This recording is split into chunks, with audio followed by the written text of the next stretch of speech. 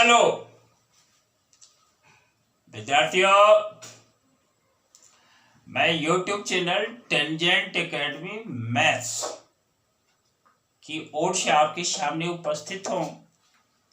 यह चैनल बहुत सारा क्लासेस आपको प्रोवाइड कर रहा है मैथमेटिक्स फील्ड में, और आप लोगों को लाभान्वित होना है। आप लोग फायदा लें इससे और अपने जीवन को आगे बढ़ाते रहें। कहने का अर्थ, आप अपने समिट को छूने का प्रयास करें। विद्यार्थियों, यह जीवन जो है ना, हमारा जो लाइफ है, वह केवल दिन काटने के लिए नहीं है। हम लोग जो अवतरित हुए हैं इस पृथ्वी पर, धरती पर जो जन्म लिए हैं, केवल दिन काटने के लिए नहीं, बल्कि महान कार्य करने के लिए हैं। इस बात को ध्यान में रखना, और इस महान कार्य को करने के लिए एक जिद पालनी पड़ती है, उसके लिए कीमत चुकानी पड़ती है। अनुशासित तरीके से अपने आप को बिल्डअप बनाए रखना होता है। चुनौतियां आती हैं इस जीवन में, और चुनौतियों का डट कर सामना करना होता है। तब आप लोग लक्ष्य को पा सकेंगे, तब आप विद्यार्थियों अपने सफलता समिट को छू सकेंगे, शिखर पर पहुंच सकेंगे। विद्यार्थियों, मैथमेटिक्स जो प्रोवाइड किया जा रहा है इस चैनल के थ्रू, टेंजेंट एकेडमी मैथ्स के थ्रू, मकसद है आप विद्यार्थियों के बीच कॉन्सेप्ट के साथ आप लोगों को जगा देना। आप लोग विद्यार्थियों के बीच कॉन्सेप्ट दे देना, ताकि आप मैथमेटिक्स पार्ट पर अपनी पकड़ बना सकें। और मैथमेटिक्स आपको वो सारी चीजें देते चला जाएगा जो आपने अपनी चाहत में रखा है। कहा जाता है mathematics is the queen of science. Mathematics तो साइंस का क्वीन है, क्वीन। और अर्थमेटिक जो होते हैं, जिसको हिंदी में आप लोग अंक गणित बोलते हो, वह अर्थमेटिक्स तो मैथमेटिक्स का क्वीन होता है। यह आपके आईक्यू लेवल को बहुत दूर तक लेकर चला जाता है, कैलकुलेशन करने की क्षमता दे देता है, गणना करने की क्षमता को बढ़ा देता है। इतना ही नहीं रुक रहा है, और भी इस पर कुछ बोल देता हूं। यह मैथमेटिक्स आज से आप स्ट्रॉन्ग है ना, हर एक चीजों को समझने की क्षमता को विकसित कर देता है, यदि आप उसके साथ काम करके समझने की कोशिश करते हैं तो। आपके अंदर एक अद्भुत डेवलपमेंट होगा। आप करके तो देखो, बिल्कुल करते जाओ, देखना क्या चेंजिंग होता है आपके साथ। हर एक चीजों को समझने की क्षमता को डेवलप करता है। उसका कारण मात्र एक कैलकुलेशन है, एक गणना करना जो सिखा देता है, फास्ट कैलकुलेशन जो आपको दे देता है, उसके साथ लॉजिक यही है। इसलिए विद्यार्थियों, उस वही मैथमेटिक्स का पार्ट 3 डायमेंशनल ज्योमेट्री, और उस 3 डायमेंशनल ज्योमेट्री के अंतर्गत द प्लेन, सभी इंजीनियरिंग स्टूडेंट्स या बोर्ड लेवल के students, board level that means +2 के स्टूडेंट्स के लिए बहुत ही महत्वपूर्ण चीज है। और उसी को ध्यान में रख करके देखो, एंगल बिटवीन द प्लेन्स हमें फाइंड करना है। आपके सामने इस व्हाइट बोर्ड पर लिखा हुआ है। देखो, दो प्लेन्स है, that was equation of planes है। दो vector equation of the planes दिया हुआ है, पढ़ लो आप। देखो यहां पर वेक्टर आर डॉट, देखो 2i cap plus 2j cap minus 3k cap equal to 5। This is the first equation. First यानी प्लेन का पहला प्लेन जो है ना, यही है जिसका इक्वेशन है। दूसरा देखो प्लेन का इक्वेशन है, दूसरा प्लेन का इक्वेशन है, दूसरे प्लेन का इक्वेशन। वेक्टर आर डॉट देखो 3i cap minus 3j cap plus 5k cap that is equal to 3। देखो राइट साइड में 3 है, यही दो प्लेन्स हैं। और देखो वेक्टर इक्वेशन है मेरा, इस प्लेन का वेक्टर इक्वेशंस दिया हुआ है। और इसके बीच यहां ध्यान देना, एंगल निकालना है, एंगल बिटवीन द प्लेन्स। तो यहां पर मैं angle between the planes find करने के लिए देखो फॉर्मूला जो अप्लाई करते हैं या फॉर्मूला जो एप्लीकेबल होगा वह यह होगा। देखो cos थीटा इक्वल टू देखो mod of vector n1 dot vector n2 whole y mod of vector n1 n2 mod of vector n2। पहले तो पढ़ना सीख लो। देखो cos थीटा इक्वल टू क्या है, मॉड ऑफ वेक्टर n1, ये डॉट है, ये डॉट प्रोडक्ट है, डॉट वेक्टर n2, यानी दो वेक्टर के बीच का डॉट प्रोडक्ट यहां है। और देखो whole by mod of vector n1, ये वेक्टर n1 का मॉड, और दूसरा इनटू यहां गुना है mod of vector n2, vector n2 का मॉड। अब रही बात वेक्टर n1 क्या है, वेक्टर n2 क्या है, इसको तो समझना है ना, कंसेप्ट तो आपको साथ में रखना होगा। अब देखो ये जो प्लेन का इक्वेशन है ना, देखो मैं लिख देता हूं यहां पर। देखो वेक्टर आर डॉट देखो vector 2i cap plus 2j cap minus 3k cap that is equal to 5।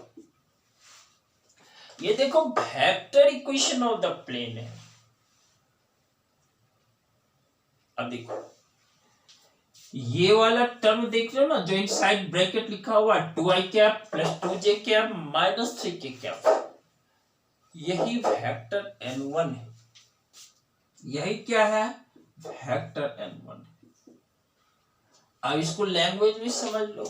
अब वेक्टर n1 है तो क्या है, अरे प्लेन जो है ना, प्लेन पर नॉर्मल वेक्टर है वह। और देखो यही है 2i कैप प्लस क्या 2j cap minus 3k cap. फिर देखो वेक्टर n2 क्या है, यहां पर देखो ये दूसरा जो प्लेन है ना, दूसरे प्लेन का ये इक्वेशन है ना, इसी से वेक्टर n2 फाइंड निकालेंगे। पहचानना होगा आपको वेक्टर n2 है क्या। तो देखो ये वाला इनसाइड ब्रैकेट जो टर्म है ना, यही मेरा वेक्टर n2 है। वेक्टर n2 इक्वल टू देखो 3i cap minus 3j cap plus 5k cap, this is the vector n2।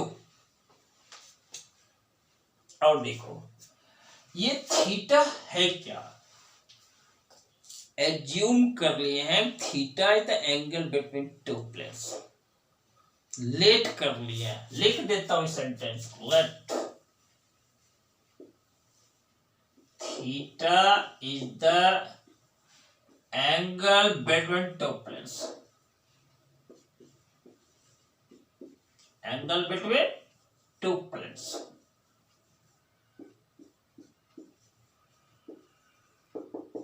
यहां लिख दिया मैंने। और cos थीटा क्या है? वो जो थीटा एंगल है ना उसका cosine, that is cosine of an angle theta, तो उसको हम लोग cos थीटा लिख देते हैं। तो यहां पर हमें करना क्या, पहले cos थीटा फाइंड कर लेना है, तब थीटा फाइंड कर लेंगे। अब cos थीटा फाइंड करने के लिए यहां पर देखो न्यूमरेटर में टर्म देखो, mod of vector n1 dot vector n2, इस सारे टर्मों को देखो, मॉड ऑफ वेक्टर n1 है ना डॉट वेक्टर n2, इसको फाइंड कर लो। तो दो वेक्टर का डॉट प्रोडक्ट जो होगा वह क्या होगा, ध्यान देना, 2 into 3, 2 multiplied by 3 प्लस देखो 2 into -3 प्लस देखो -3 इंटू क्या 5।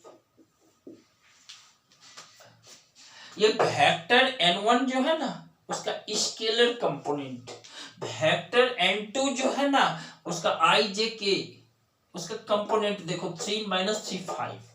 तो देखो दोनों के कॉरस्पॉन्डिंग कंपोनेंट्स के प्रोडक्ट का सम जो है वही तो vector n1 dot vector n2 है। इस तरह से इसको सॉल्व करोगे, देखो यह हमारा क्या है 6 -6 -15, दैट इज -15 है। ध्यान रखना क्या है, यह मेरा -15 है। एक टर्म हमें प्राप्त हो गया। दूसरा देखो, हमें यहाँ mod of vector n1 find करना है, यहीं पर लिख देता हूं मॉड ऑफ वेक्टर n1। देखो स्क्वायर रूट ऑफ क्या होगा, यहाँ वेक्टर n1 है ना, तो देखो i j k उसका कंपोनेंट, यह देखो 2 का स्क्वायर 4 प्लस देखो 2 का स्क्वायर 4 प्लस देखो -3 का square 9। Mod of vector n1 जो है 9 + 4 + 4 स्क्वायर रूट ऑफ 17। देखो यह मेरा mod of vector n1 find हो गया। उसको मॉड ऑफ वेक्टर n2 से गुणा करना है, मल्टीप्लाई करना है। अब देखो मॉड ऑफ वेक्टर n2 ही फाइंड कर लेते हैं, that is equal to square root of क्या है, देखो 3 का स्क्वायर 9 प्लस -3 का स्क्वायर 9 प्लस 5 का square 25, that is equal to √34 + 9। देखो 25 + 9 34, 34 + 9 दैट इज 43। इस तरह से सारा डाटा आपके पास अवेलेबल है। अब mod of vector n1 dot vector n2 यह है ने, और यहाँ देखो ध्यान रखना यहाँ पर मैंने मॉड नहीं दिया है, मॉड ऑफ वेक्टर n1 है यहाँ पर, ये उसी तरह यहाँ मॉड ऑफ वेक्टर n2 है। तो mod of vector n1 square root of 17 है, mod of vector n2 square root of 43 है। अब देखो cos थीटा इक्वल टू इसके प्लेस पर -15 whole by mod of vector n1 √17 n2 देखो मॉड ऑफ वेक्टर n2 √43। इस तरह से cos थीटा। अब देखो इनसाइड जो टर्म है ना वो तो निगेटिव है, मॉड उसको क्या करता है पॉजिटिव कर देता है, क्योंकि मॉडुलस साइन से बाहर आने के बाद वह तो एब्सोल्यूट वैल्यू देता है, और एब्सोल्यूट वैल्यू हमेशा क्या होता है 0 या 0 से ग्रेटर होता है। अरे उसी एब्सोल्यूट वैल्यू को हिंदी में वास्तविक मान कहते हैं। अरे उसी के लिए दूसरा भी वर्ड दिया है, दूसरा वर्ड है रियल वैल्यू। याद रखना, रियल नंबर्स की मैं चर्चा नहीं कर रहा हूं, रियल वैल्यू बोल रहा हूं। तो रियल वैल्यू बोलो, एब्सोल्यूट वैल्यू बोलो, हिंदी में वास्तविक मान बोलो, ये क्या होते हैं? यह हमेशा जीरो या जीरो से ग्रेटर होता है। यह मॉडुलस साइन क्या किया, इसको पॉजिटिव कर देता है। देखो 15 डिवाइडेड बाय क्या, स्क्वायर रूट ऑफ 17 और स्क्वायर रूट ऑफ 43 को मल्टीप्लाई कर दो, तो देखो ज्यों ही मल्टीप्लाई करोगे 17 इंटू 3 51, 1 कैरी 5, 17 इंटू 4 68 प्लस 5 73। इस तरह से cosine of an angle theta 15 by square root of 731। लेकिन आपको तो थीटा फाइंड करना है। थीटा क्या है? अब क्या करना है, देखो लेफ्ट साइड में कोस थीटा है, ये तो cosine of an angle theta. ज्यों ही आप क्या करते हो, थीटा फाइंड करते हो, तो कोसाइन राइट साइड में आकर के इनवर्स दे देता है। तो देखो कोस इनवर्स इसको ऊपर डालना, 15 डिवाइडेड बाय क्या होता है, स्क्वायर रूट ऑफ 731। ध्यान दिया। और देखो इसका जो वैल्यू प्राप्त होता है cos inverse 15 by root under 731, वो फर्स्ट क्वाड्रेंट में आपको मिलता है, क्योंकि कोस जो होते हैं वो फर्स्ट क्वाड्रेंट में पॉजिटिव होते हैं। इट मीन्स ये थीटा जो है ना 0 से ग्रेटर होगा और 90 से लेस होगा। That means theta acute angle के रूप में प्राप्त होगा। तो विद्यार्थियों आप इस टाइप से क्वेश्चंस को सॉल्व कर देना कंसेप्ट के साथ। कंसेप्ट अपने लिए रख लेना और सॉल्व करने की क्षमता विकसित कर लेना। कंसेप्ट इसलिए अपने पास रखोगे कि दूसरों को समझाने में, दूसरों को मदद करने में आपको इजियर होगा, क्योंकि इसीलिए तो कहा जाता है ये चीज जो है ना, साइंस, मैथ, फिजिक्स, केमिस्ट्री, ये सब चीजें आप कंसेप्ट के साथ एक्सेप्ट करो। नहीं, रट्टा मारने की ये चीज नहीं है, अपने पास कंसेप्ट रखो। मैं उसी कंसेप्ट के लिए आप लोगों के बीच आकर के काम कर रहा हूँ। हमारे बच्चे लाभान्वित हो, हमारे बच्चे फायदा ले सके, इसलिए आपने देखा होगा पढ़ाने के क्रम में मेरे क्लास में आप देख रहे होंगे, देखे होंगे या नहीं देखे हैं तो देखेंगे आप कि मैं कंसेप्ट पर जोर देता हूं। कोई किसी वर्ड को दोहरा करके ब्रेक कर डालता हूं ताकि आपके पास शंका नहीं रह जाए, भ्रम नहीं रह जाए, हमारे बच्चे मोर एंड मोर ज्यादा से ज्यादा फायदा ले सके।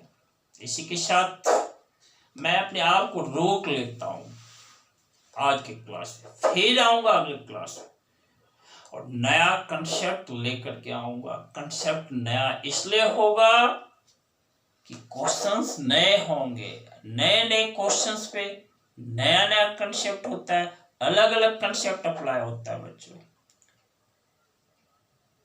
और आप सभी को लॉट्स ऑफ थैंक्स, बहुत सारा धन्यवाद। Very good.